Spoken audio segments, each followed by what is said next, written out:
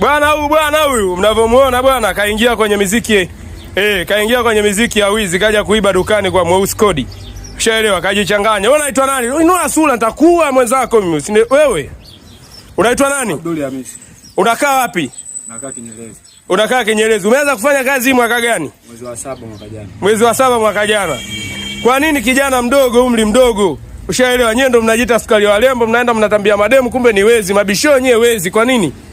Niliiba kwa sababu nipate hela blaza. Unaiba kwa nini upate hela? Hasa kama uliiba, sio naiba, yani umeiba miaka mingi, miezi kibao unaiba. Sasa wewe umejikanyaga, yani pale panaitwa kambi ngumu. Yani ukisikia Mweusi championi Mbezi ndo mimi sasa. Yani umejichanganya. Nimetubu. Ushaelewa? Mimi blaza, mimi msela, maisha yangu ya kisela naishi hivi. Ushaelewa? Mimi naweza nikakunyonga mwenzako yani. Alafu safi tu. Nimejifunza blaza. Sisi tunapambana kukomboa familia zetu zinazoishi familia ya kimaskini. Tunawekeza, nyewe mnakuja kuiba kizembe. Tunashinda juani. Wewe unajua mimi kazi yangu? Sawa, nimekuelewa blaza. Unajua kazi yangu wewe? Hapana, naomba nisamehe. Kwa nini sasa unakuja kuiba? Nimekosea, nimeteleza blaza yangu. Siwezi kurudia tena. Sasa hii Januari biashara ni ngumu, tunahangaika kukomboa familia zetu. Kwa nini mnakuja kizembe afu tozi wewe?